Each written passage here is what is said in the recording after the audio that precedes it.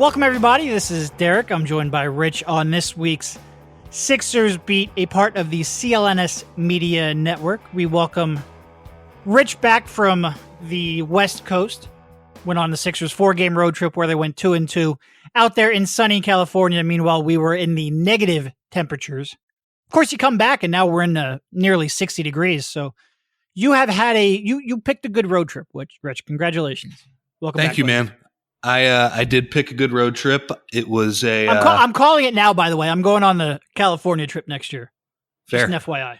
Fair enough. Yeah, it was a good road trip. I mean, it was, you really can't beat Los Angeles and San Francisco as the two middle cities / Oakland. And, they also, were. You got probably the best win of this era of Sixers basketball to witness, too. That was cool. And in very Sixers fashion, they sandwiched two very exciting wins in between two games. They pretty much punted. I mean, they really punted that Denver game, but not playing JJ, as it turns out, can kind of mess you up. And the result you get is 7 of 33 from three, and kind of a frustrating loss to Sacramento at the end of it. 7 and 33 from three, and that's even with Jimmy Butler going unconscious at the. I mean, he had 4 or 5 of the 7 made 3-pointers. Nobody else on the team was bringing it from the perimeter. Yeah, it was. I think it's good that they got some rest for some guys. I think especially the Denver game was a smart one to rest people at. With I think 2 days off before and after, giving Embiid that day off as well gave him a chance to kind of get his legs and his back under him, and I think that was smart to do.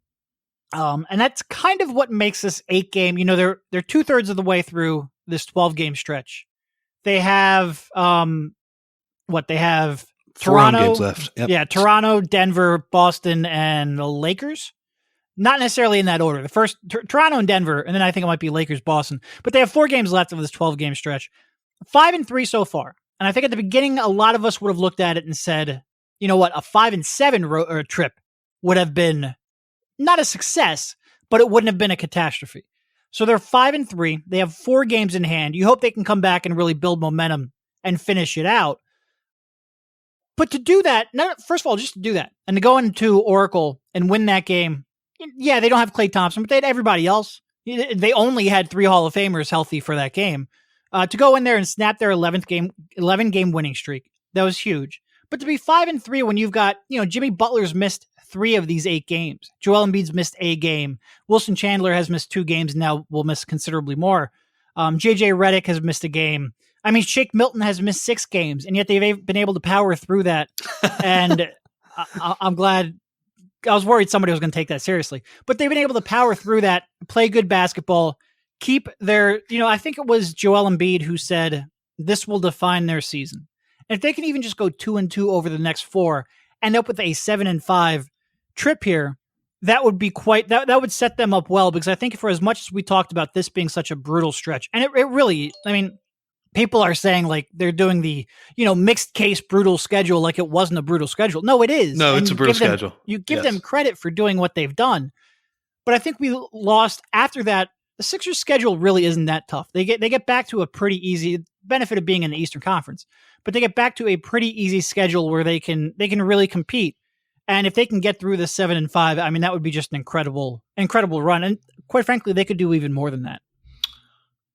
I did. It's funny. They the 2 games they lost, them punting, and I do think I'm going to write a story about this in the future. So my thoughts aren't completely hashed out about this yet, but I do think it's also impressive that they're able to go, 5-3 so far while getting Embiid rest. And it, to me, the logic here was pretty simple. It was with Embiid. I think it was something they knew beforehand, and they said, well, we have games on both sides of this. We have 2 days off on both sides, 1 game in 5 days. Let JoJo rest. Yep. We'll punt this game. Oh, well. And then he'll be back good for the Lakers game. Of course, during the Lakers game, he has like a pretty serious scare where he's grabbing his back after going up for an alley-oop, which is just kind of the way I guess this works. So, yeah, that was smart. And then I also think, I know they lost the game the other night, but to get Redick rest too, I like that guy. It seems like there's nothing wrong with him right now. He's he's obviously playing very well, but to get JJ, to just say like, look, we know you've had trouble, with injuries in the past. You're a 34-year-old guy who runs around the entire game. Like, that's smart. So the fact that they're not even like overextending themselves to try and do this, it's been a very good road trip. And like you said, that win in Oracle the other night, that was pretty cool, man. They were pretty fired up in the locker room afterwards. I know Embiid was. I know Brett was pretty fired up. That was a despite the tough game in Sacramento the other night, that was definitely a feel good win. No, it definitely was. And I mean, it's we spent a lot of time, certainly not just us. A lot of people have spent a lot of time wondering about the fit of Embiid and Simmons. And the way Simmons has taken his game to another level here over the last month and a half or so, it is really, we talk a lot about, championship equity and what has to happen for the Sixers to overcome the Boston Celtics. And at the beginning of the season, that was, well, Joel Embiid's got to play at an MVP caliber level. Well, here we are. He's done that. He's made that leap.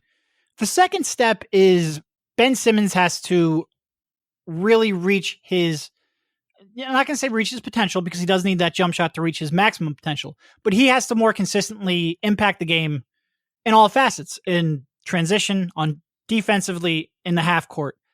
And when they are able to run the offense through him in the post a lot, it adds such a dynamic to their team. And there are just so few teams that can match, first of all, that can match Joel in the post, just point blank. They have anyone who can do that. There aren't many teams that can do that. But if you can add a second mismatch in there, and then also run off of him the way that you can and cut off of him and move off of him, that is, to me, the next step for them. And it's going to be interesting now because for as tough of a road schedule as they've had, to come back now and have Toronto and Boston here in short order, it's going to be a good test because those are two teams that have not only, slowed Ben Simmons down, and they have, but they've also slowed Joel Embiid down quite a bit too. And they've had success defending him more than most teams do. And it'll be interesting to see whether or not they can carry over some of this success into these teams that have been problematic to them. It will be a good test, and it's good to finally get some of these marquee games against Eastern Conference competition at the Wells Fargo Center because they really do play. I mean, maybe not so much now because they've gone out and they've won a couple of really tough road games, but through the early part of the season, they really were a much different team at home. Yep. Now I think they're now 13-14 on the road, which is, it's not great, but it's acceptable when you're killing everybody at home. I totally agree with Simmons. I'm just looking at the box score from that game in Oracle. 26 points on 10 of 13 shooting, 8 rebounds, 6 assists. He was the best player on Steph was probably the best player on the floor. Steph did go 10 for 18 from 3-point range. But he was the best player on the Sixers by a lot. And, to win a game when Steph is so ridiculous, by the way, that guy, holy crap. I mean, the Sixers survived just an A+ effort from him to get a win. That's also impressive. But back to Simmons, just controlled the game completely. That behind the back pass to Butler was just sick. And I think that's the other encouraging thing about this is that you get an absolute stinker from Butler in that game. He was so bad on offense. And Embiid in the first half was just, I don't know what he was doing. He was throwing the ball over. He was throwing the ball all over the place. He was turning the ball over every third play. Now in the second half, he came back and realized, I weigh a lot more than Kevon Looney. And on the podcast, so we recorded a podcast me and Mike did last night, which is lost in the ether. It's gone. It pained me. 75-minute podcast. We could not recover it. First time that's happened in years. But I said at one point, it seemed like Joel Embiid woke up and he said, look, I'm Joel Embiid. I'm not going to be stopped by Kevon Looney. And he really did come out in the second half and force his way in there. One of the all-time great quotes. I love that quote from Joel. Yeah, I mean, I had asked him that question. It was about his 3-point shooting because he made a couple threes when the Lakers weren't guarding him. And yeah, for some reason, it seemed like he had an answer already fired up for that one. So that was That was certainly entertaining. Um, yeah, Simmons was just fantastic, and to see him, against the team with the length and the defense of the Warriors. I forget, was Draymond guarding him for most of that game? Yeah. Yep. Yeah, I mean that's one of the best defensive players in the league. And by the way, watching Draymond live get a T was really, really a treat. Like he might be the modern day. It's either him or Boogie are the modern day Rasheed Wallace, where he just completely is running after a ref the entire game, and it's like, how can you not tee this guy up?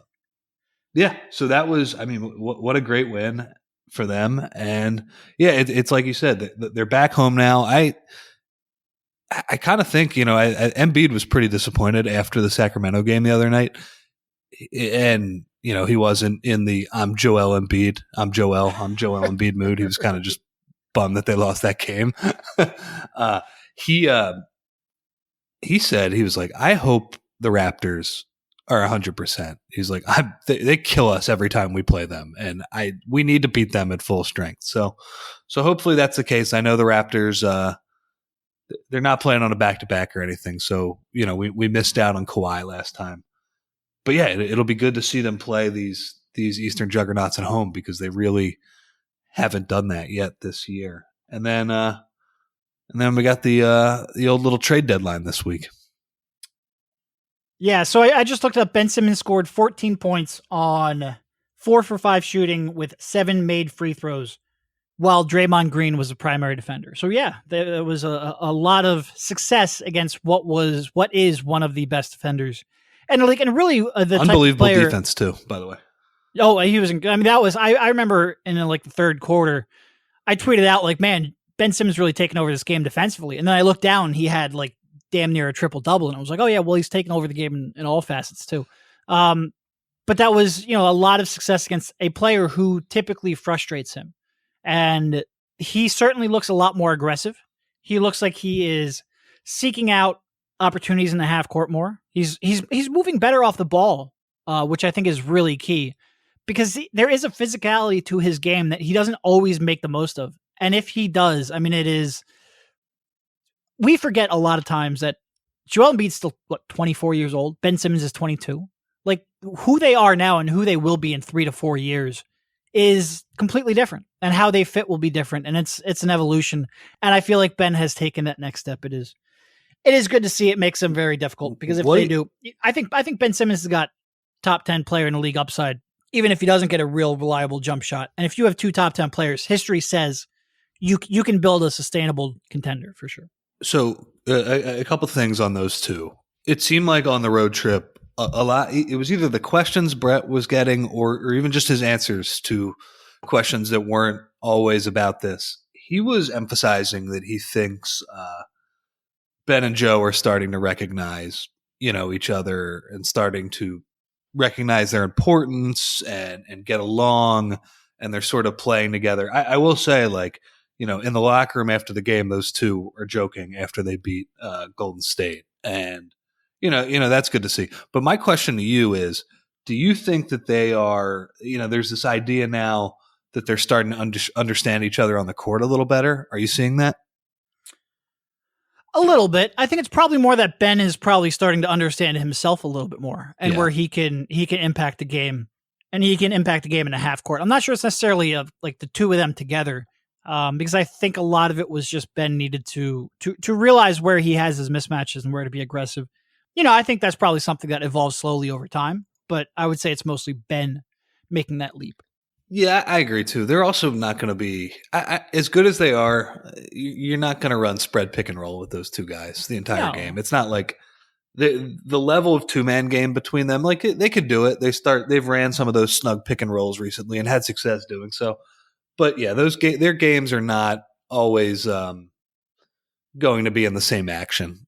Let's just say. But that's fine. I agree with you. By the way, I think it's more just Ben kind of understanding where to attack and where to be aggressive, because he's been great. And that's fine, by the way. Like LeBron and Wade won championships, and they weren't necessarily involved in a ton of 2-man action. Like, they pick apart whoever has the weakest defender, who has the best mismatch, and go to work.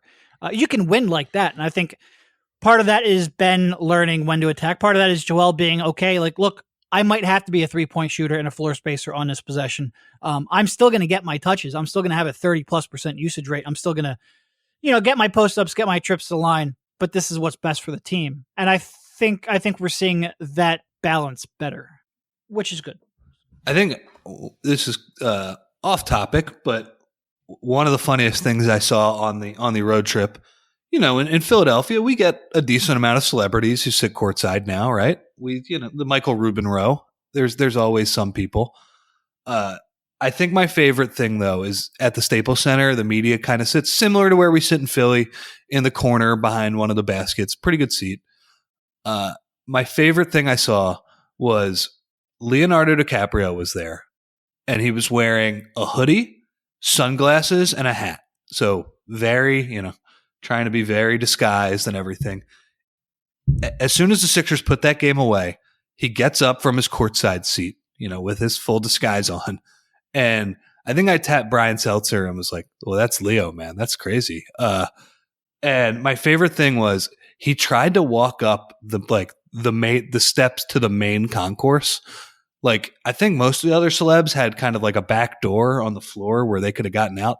So I was thinking, like, does he think he's going to be able to get out of here without people noticing who he is?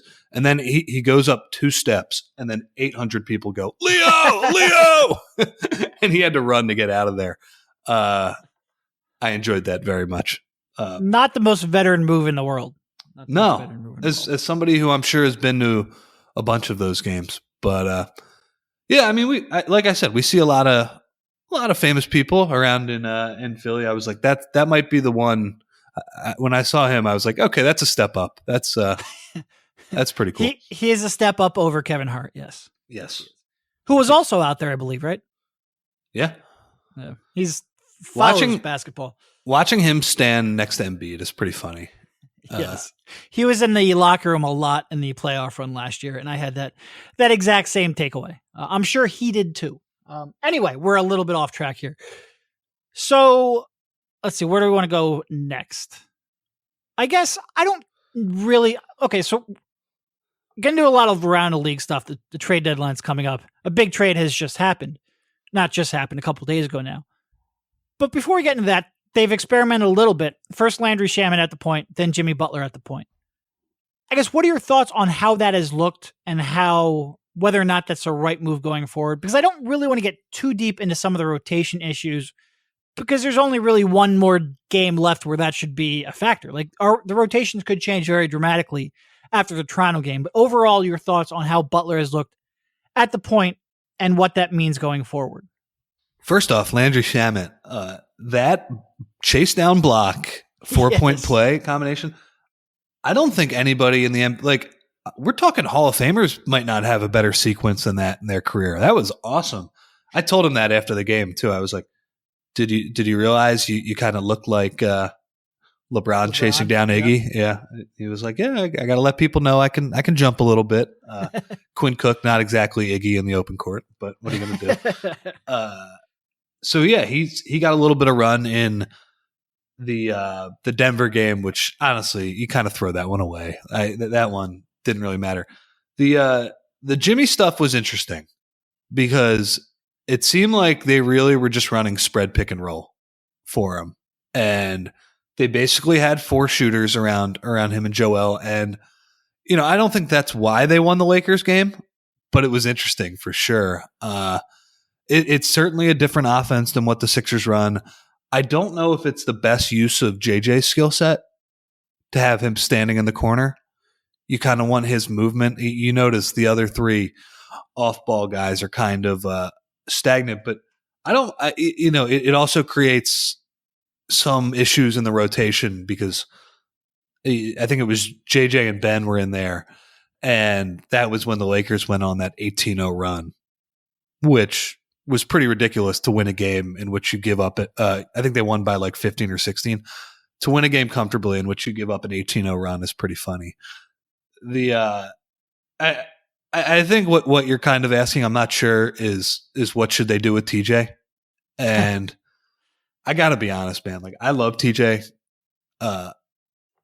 I know that in the past he almost swung that Boston playoff series. That was a fact. For some reason, going from Covington to him, like, just totally injected the team with life. Another ball handler just helped that much. I'm sorry, he kills the offense. Kills them. And when you play him with Simmons, it doesn't work.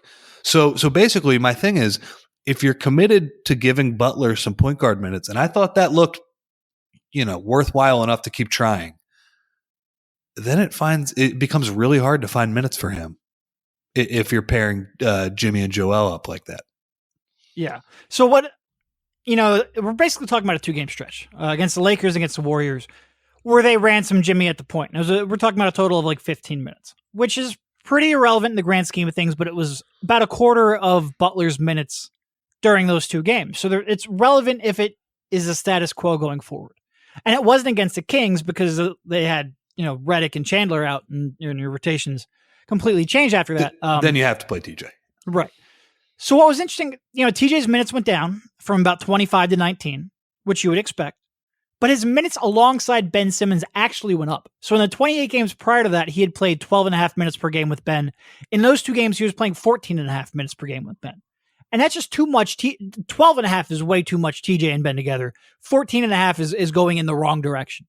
And I think part of that, and this is in part why I said, like, almost ignore the current rotation issues, because they just don't have enough wings.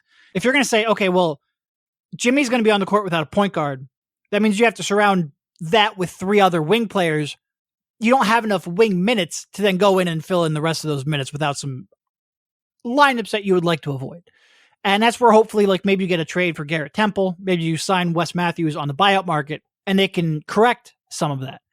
But if this is going to happen, and I think it's probably the right way to go given the current personnel and given what's on the market, like, I think it's going to be easier to get a wing than it is going to be to get a point guard. I think this could. Yeah, I wrote about this a couple weeks ago I think it was in a Stat of the Week article about Butler's low usage with Joel Embiid on the court. And I think this is a way where you can put as much shooting around that pick and roll tandem while also maybe keeping. I think that's one interesting aspect of it. Put shooting around pick and roll with Joel Embiid, and you don't have Simmons or McConnell there to clog the paint. And right now that's not 100% true because you just have Corey Brewer in there to clog the paint. They don't have the wing depth to fix that issue. Poor Corey. Yeah. Who's, by the way, I think today might be. It's his last day. So it'll be interesting. My gut, and it's just a gut. This isn't sourced at all. Is they might let go into that Toronto game shorthanded just because it's the last one before the trade deadline. So in theory, you could put 3 shooters around them. You could also keep it where you have a big player at point guard. So if you have the wing depth, you can have it's easier to maximize your switchability if you're not putting TJ out there as the backup point guard. And also I think, and I don't think this is a small part of it at all, you can keep Jimmy Butler engaged a little bit more. This isn't a new thing where Jimmy Butler likes running the offense, likes being the point guard. You go back to some of his discussions with Fred Hoiberg, and he came in there at, forget if it was 2015, 16, or before one of the seasons, maybe 2016, 17, where he said, look, I put in a lot of work in my ball handling and my shooting off the dribble. Like, I want to play point guard. He enjoys that aspect. He enjoys having that responsibility. And if you can give him 7 to 8 minutes per game where he's doing that, and that will help keep him engaged and happy with his role, and also maximize the Joel Embiid, Jimmy Butler pick and roll, and maybe help your defense, it makes sense. But you have to get more depth to do it. You have to minimize TJ's role. And I say that, and it's easy to root for TJ while also acknowledging his shortcomings. But go back to listen to our podcast before the season. We said if TJ McConnell is playing major minutes and on the team the following season, then something really bad went wrong. And here we are with Markelle, and we'll see whether that gets resolved this week. But I think it makes sense. I'm not sure it's going to be all that effective right now. If you look at the numbers, it hasn't been. The Sixers have actually outscored in those 15 minutes. They've outscored opponents 30-21.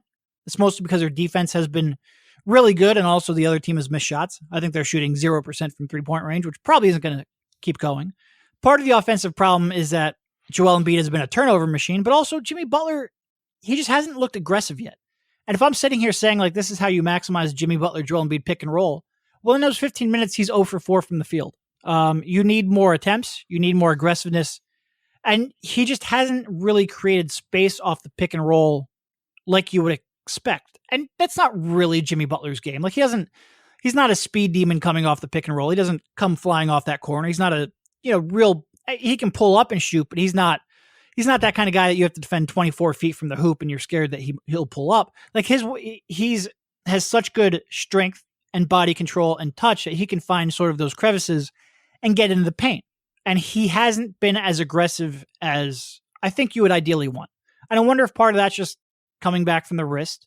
I wonder if part of that is, this is sort of his first taste at running the offense. So he's going to defer a little more than he will in a month or two. I think that's probably a big part of it. But if this is going to be the status quo going forward, you hope to see more. And quite frankly, I think you will see more. So we'll see. It's very initial impressions. I think my biggest takeaway is I'm glad they're experimenting with it. Yeah, like you, I haven't been totally impressed by his feel running the pick and roll. It seems like a lot of times he's already made up his mind that he's going to drive to pass. And a lot of times to me, it's not, when you do that kick out pass isn't creating an advantageous situation where somebody can attack a closeout or something like that. I will say, at the end of that Kings game, oh, he was on fire. That was pretty good. Now, part of that was because he was actually shooting threes, shooting catch and shoot threes, which he just won't do. I think the first 2 threes of that run there in the fourth quarter were both off dribble handoffs too, which he allegedly does not prefer. We'll see. And we'll see. Again, I thought especially in the Golden State game, I thought he was like a disaster running those plays. There was a play at the end of the first quarter where I think he dumped it off like to somebody entirely too late, like totally sounding like Jim Lynam, totally unacceptable decision making from Jimmy there. So yeah, I agree with you. It doesn't look good to me. It doesn't look like it's a finished product yet, but I'm glad that we're seeing it because, like you said, their defense has been good with those lineups, and I don't think that's entirely a mistake because. What's the configuration out there? It's Jimmy, Corey, usually Jimmy and one of JJ or Landry, and then Corey Brewer, Wilson Chandler, and Joe. Yeah. That's pretty good defensively. Yep. So, yeah, and you like that group. That group can switch a lot of things. I thought quickly. I wrote about this on the Post at The Athletic yesterday. Jimmy's off-ball defense in that Kings game was a joke. How bad it was. It was not great. And that's a big reason they lost it. But I don't want to harp too much on that game because honestly, and by the way, Jimmy Butler, good over his last 5 is averaging 25 and 6.2 assists. So he's and that game against the Kings helps that. He was struggling. He's been very up and down, I guess is the way I would say. Yeah. And I don't want to get too down on the game against the Kings because to me that's just a classic. I don't know, game at the end of the road trip. JJ didn't play, didn't shoot well, still really had a chance to win that game after making a lot of mistakes and didn't get it done. And that happens on an NBA calendar. After watching them get their butts kicked by Cleveland and Washington, earlier this year, that's one I think you can live with. Yeah. All right, let's go around the league. But first, a quick word from our sponsor, Robinhood. Robinhood is an investing app that lets you buy and sell stocks, options, cryptocurrencies, and ETFs, and all commission-free, whereas other brokerages can charge up to $10 per trade. Robinhood strives to make financial services for everyone, a non-intimidating way for stock market newcomers to invest for the first time and with true confidence. With Robinhood, you learn by doing, as they let you discover new stocks and track favorite companies with your own personalized newsfeed, and you receive custom notifications for price movements so you never miss the right time to invest. Trading platforms require a lot of information to be available to you for your decision, and if not done properly, that information can be overwhelming. If you've tried to dip your hands into the stock market before and have found it difficult to keep up, give Robinhood a try. Having used a number of different apps before, I can truthfully say that Robinhood is the most accessible app I've ever used, as they present the information clearly with everything you need at the touch of a button, but without overwhelming you in the process. And with the benefit of being commission-free, Robinhood is an easy recommendation to give. Robinhood is giving listeners a free stock like Apple, Ford, or Sprint to help you build your portfolio. Sign up at Sixers.Robinhood.com. That's Sixers.Robinhood.com. I guess first off, the Kristaps Porzingis trade.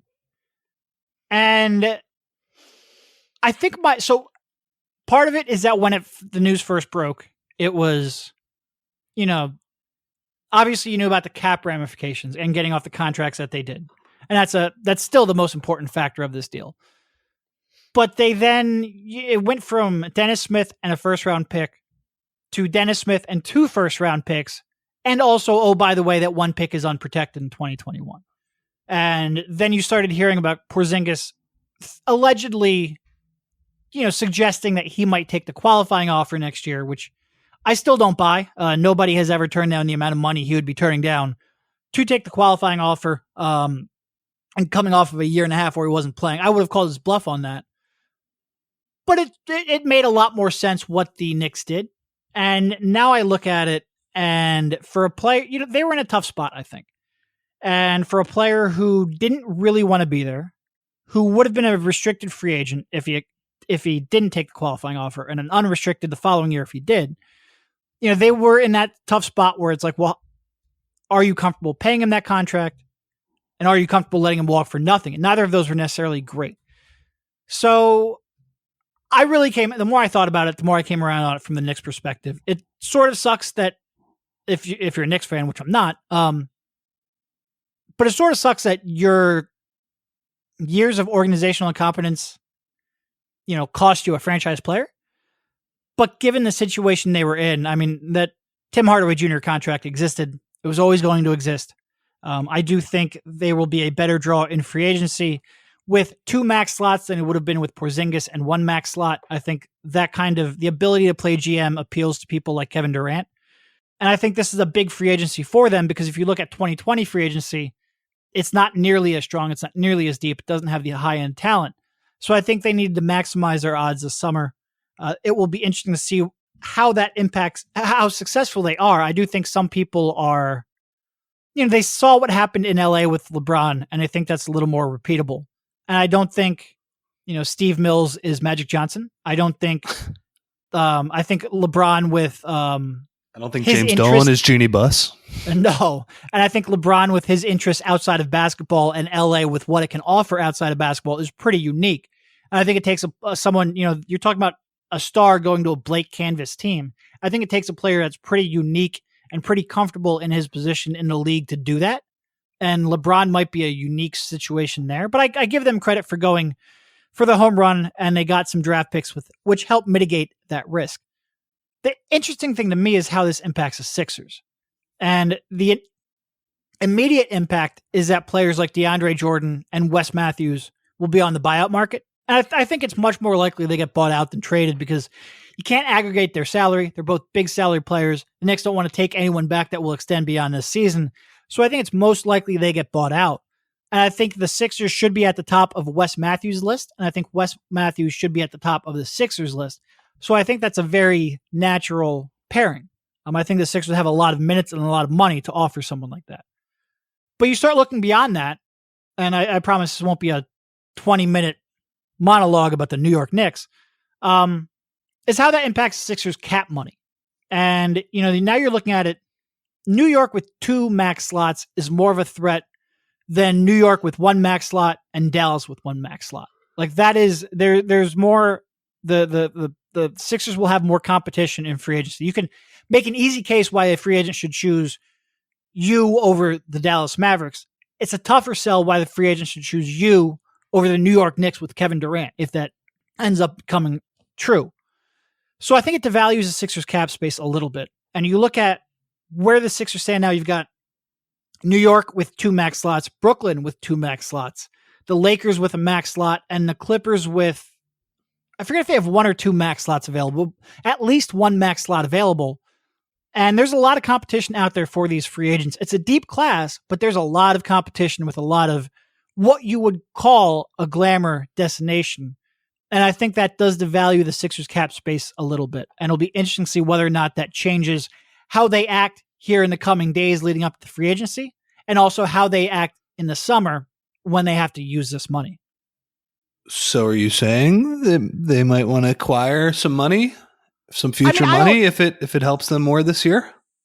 It's a great question. I don't know where because I still, even if it's just clearing money and going out and getting Malcolm Brogdon, I still have interest in that. Like, if you're asking me, would I rather have Malcolm Brogdon over the next 5 years or Kent Bazemore? Like, I'll take Brogdon. Malcolm Brogdon becoming a cult hero for the Sixers would be one of the funniest things ever.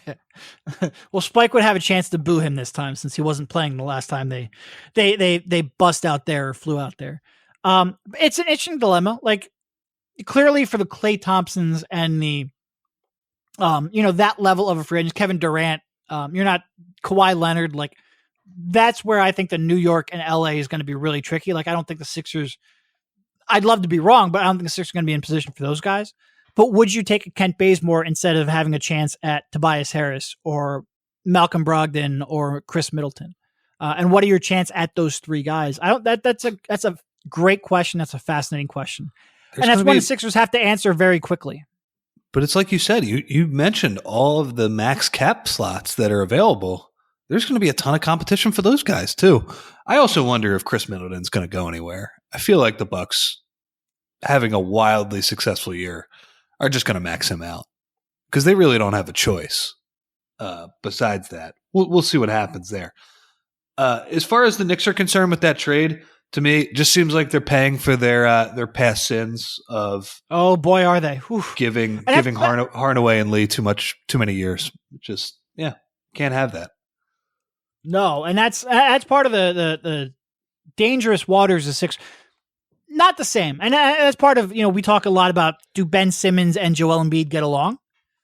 And that's a question you ask because the consequences are so severe. And Brett Brown has said this, like, that's on his mind, not because it necessarily means like they're fighting in the locker room, but because he wants to make sure that it never gets to that point.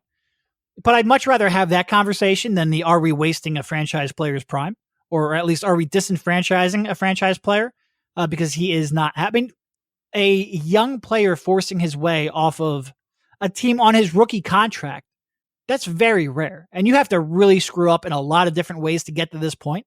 And that's why, to me, it would be frustrating if I was a Knicks fan, even if I understand the logic behind the trade, because they have screwed up so badly and for so long that they got to this point, and it's amazing.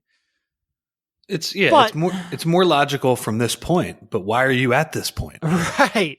Everybody looked, and that's part of, you want to have confidence in Knicks front office. And maybe they should get a chance to capitalize on this shrewd move, but it's still Steve Mills who gave Tim Hardaway Jr. that 4-year, $71 million contract that everybody in the NBA knew was a bad contract. Like, if they strike out on their top targets, are they going to be responsible with this cap space? I don't know.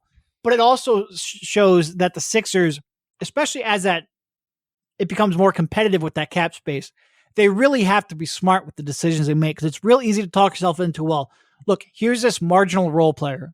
He'd legitimately help us over the next couple of years, but you can't price it. You can't do whatever it takes to get these guys, because you end up with contracts like Tim Hardaway Jr. You have to, you could get some real negative assets real quickly if you're not careful. So they will have their work cut out for them. Think about the Knicks sales pitch to KD and Kyrie. It's like, we have 2 max cap slots, but by the way, when we try and build a team around you, $6.4 million is earmarked for Joakim Noah's ghost. Right.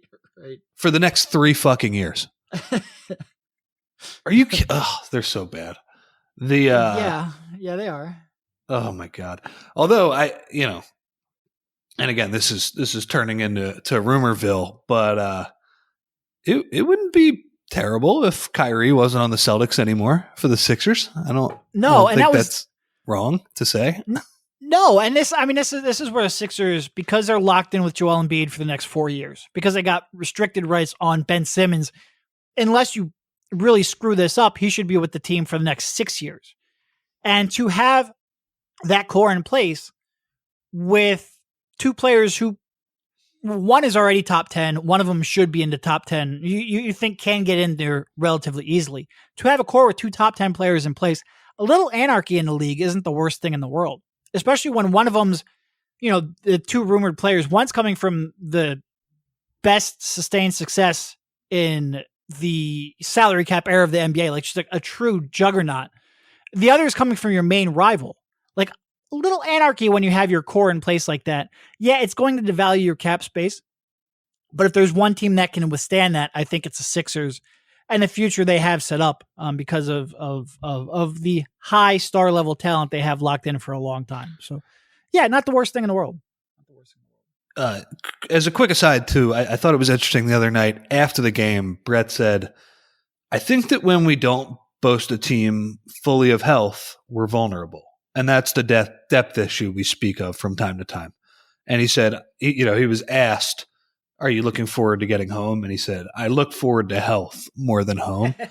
It's another great Brett Brown quote. But I do think that kind of shows you that he realizes, like, yeah, whatever is going to happen over the next couple of days, we're going to get some reinforcements here. And things are going to look better for our bench come, I guess, Friday when they play the Nuggets. If they can get everybody signed by then, but at least, by next week at some point. As far as the Davis thing is concerned, though, what do you make of that whole thing? Because I mean, what a mess! It seems like him and Rich Paul are just trying to get to LA. And man, LA, I saw those guys live and in person. Brandon Ingram might have played the best game of his life. I don't want those guys. No, they do not have the trade chips they think they do. And, in a weird way, I think what Rich Paul is doing is helping the Boston Celtics out a lot. Because right now, the Los Angeles Lakers are acting like a team who feels like they have all of the leverage in the world. And they have that leverage because Rich Paul is going out there and telling all the other teams, look, he's a rental if he comes to your team. So he's depressing all of the other offers around the league. That's making the Lakers feel like they're in a position of strength because they are. But I think that also increases the chance that the Pelicans don't do anything at this deadline and try to go into the summer and reignite talks then. And if that happens, a lot of the NBA nowadays is bluffing and calling people on their bullshit. And if there's one GM that I think is capable of calling Rich Paul on his nonsense, it's going to be Danny Ainge. And I think in part of that, because this feels like what Danny Ainge has been building up to his entire executive career. Like, it feels like every move he's made up to this point is to get Anthony Davis. And I don't think he's going to sit this one out. Like, I think this is where he really takes all of those trade chips and those assets and those young players and those draft picks. And he has some pretty good draft picks too. Like, they have the Memphis pick coming up as well. They're decent. They're not quite as good as we once thought they would be, though. No, but we'll see. Thanks to those Sacramento Kings.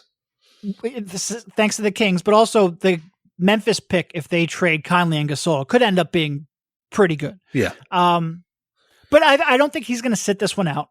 And you look back on his history, and it's real easy to forget this now. But if you look at that team before they acquired Kevin Garnett, you had Paul Pierce who wanted out. He wanted to be traded. You had Kevin Garnett who refused a trade to the Celtics. Like, they were talking about trading for him. He said, no, I don't want to be there. They pulled back. So you had a team that was like within days of being broken up and rebuilding. And then he goes out, he acquires Ray Allen without having a commitment from either Pierce or Garnett.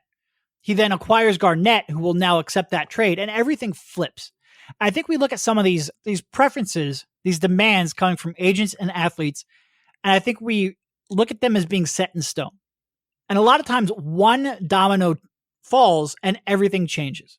And I think especially if they don't get to an NBA Finals, I think Danny Ainge is the type where he's going to say, like, look, you can tell me that you're not going to resign here, but I'm going to trade for you. I'm going to that trade will cause Kyrie Irving to stay and resign. We're going to make a run to the NBA Finals, walk away from that. I think Danny Ainge will do that. And I think in part because he's done that in the past, and also because I think that the interest in AD and the uniqueness of it is an opportunity he's not going to pass up. So I think what Rich Paul is doing, I think right now the Lakers feel like that gives them an advantage, but I think if they overplay their hand, I think it might work right into the Celtics' favor, which, God, can you imagine Kyrie and AD versus Simmons and Embiid for the next half decade? That would be fun. That would be fun. I wouldn't be loving it if I was the Sixers, though. That would be. I mean, it would be a lot of fun for us to watch for sure. Yeah, it seems like Boston has just turned into the big swing team now, where not to say they wouldn't have anything because they have all these good younger players, even if Tatum has maybe not taken the step forward that some thought before the year. But I mean, they could be like a complete juggernaut, or they could be without Kyrie or AD at some point. Yeah. So, yep.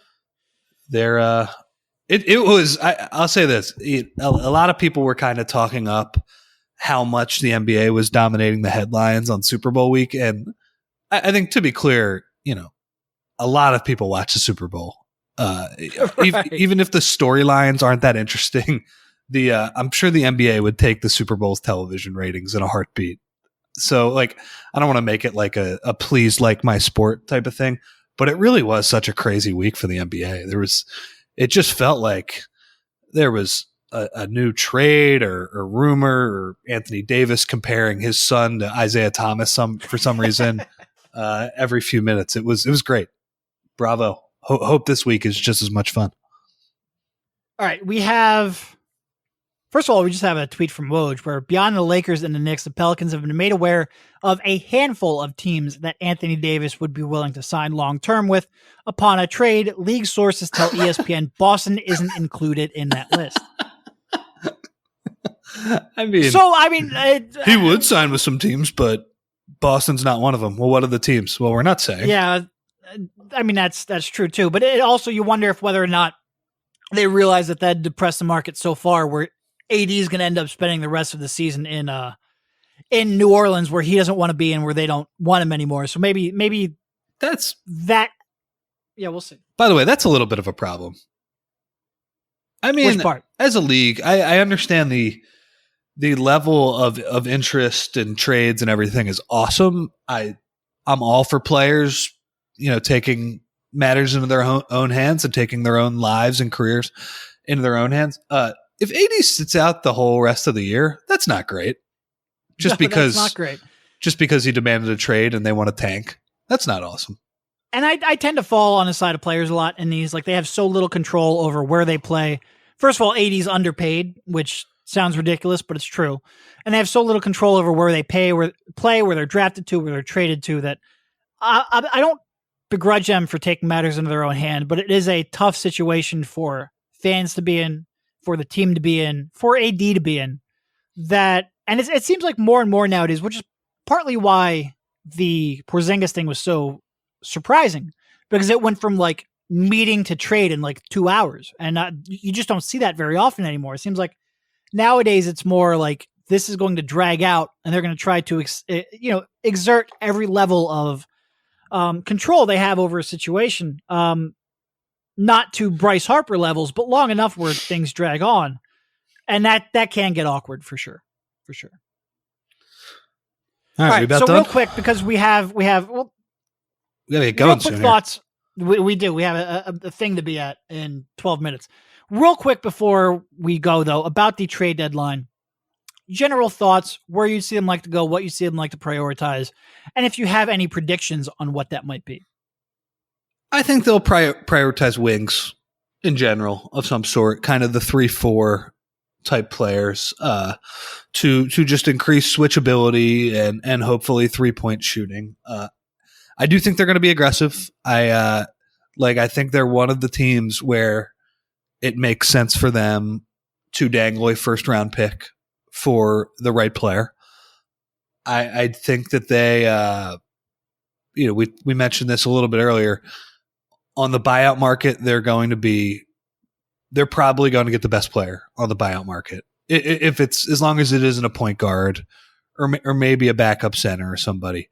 Yeah, like DeAndre, I don't think they'll be in a running for, because why would DeAndre want to go to a place where he can play 12 minutes a night? Yeah.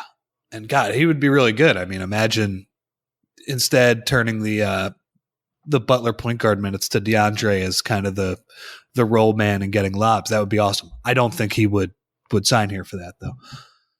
So yeah, if I were to predict, I would say they will trade a first round pick of some sort.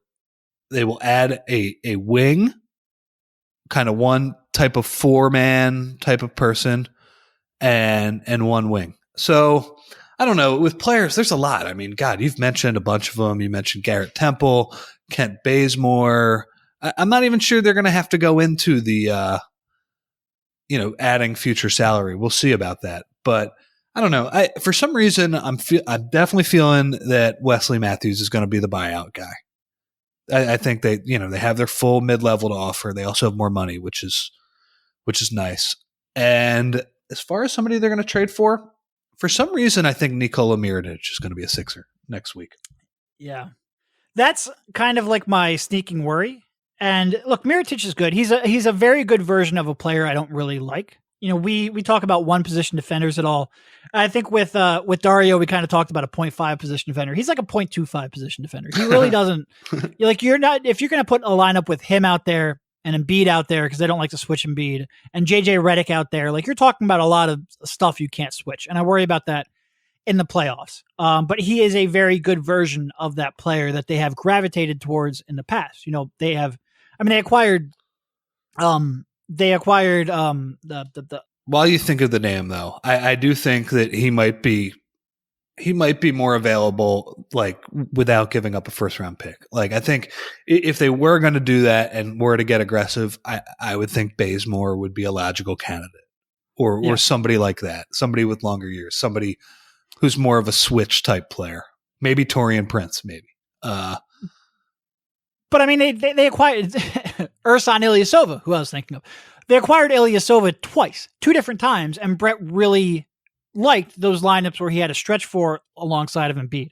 And I worry a little bit that they're going to go out there and prioritize Mirotic. And like I said, he's a good version of a player that I'm not thrilled with. I would probably rather see them go like a Garrett Temple type in a trade, and then a Wes Matthews in a buyout. Maybe something like that. It would make Dwayne sense. Dedmon. It would make sense to me, before you get to Dedmon, because if you get 2 wings, I think Wilson is okay playing a lot of 4. Yeah, and Ben can defend the 4 too. Yeah. No, I've always wanted them to go in a maximize ball handlers, maximize shooting, maximize switching, get as many perimeter wing players as you can get. I think this is their opportunity to do that. We'll see what they actually do. Dedmon's interesting. I think first of all, I think one thing we didn't talk about, Jonah Bolden's playing well, and he's playing really well defensively. They've put him primarily at the 5 spot, whereas a lot of earlier in the season he was playing at the 4. They kind of swapped Muscala and Bolden's roles. And, I think he's played well, but I'm not sure they're going to rely on a rookie big man to be their primary backup 5 in the playoffs. Like, that's a big ask for them. So I think Dedmon's a pretty interesting person where you can, he still gives you some stretching. He still, if you haven't noticed Dwayne Dedmon's progression over the last 2 years, go check out his, basketball reference page. I mean, this was a guy who was shooting in the high 50s, low 60s from the free throw line when he was here during that cup of coffee back in 2013-14. He has shot 37% from 3-point range over nearly 300 attempts over the last 2 seasons. He's shooting 38% from 3-point range this year, shooting 82% from the free throw line. He's completely changed his, his shooting profile. And he can give you he'll give you a little bit, not a lot on either side, but he'll give you a little bit of something on both sides. I could see them replacing Bolden's center minutes with somebody like that as well. And as much as I like Jonah Bolden, I think what I've gathered from the last couple of weeks of his play is that, first of all, I like him at the 5 spot better. And I think that you have a backup 5 now going forward. I have more confidence that you have a backup 5 going forward than I had 2 months ago. But I'm just not sure they're ready to rely on that in the NBA Finals in 2019. So we will see if he is a target as well. Yeah. I do think they're going to be aggressive, though. Like 2 or 3 players they will add this week. Nope. He changed his his shooting profile. And he can give you he'll give you a little bit, not a lot on either side, but he'll give you a little bit of something on both sides. I could see them replacing Bolden's center minutes with somebody like that as well. And as much as I like Jonah Bolden, I think what I've gathered from the last couple of weeks of his play is that, first of all, I like him at the 5 spot better.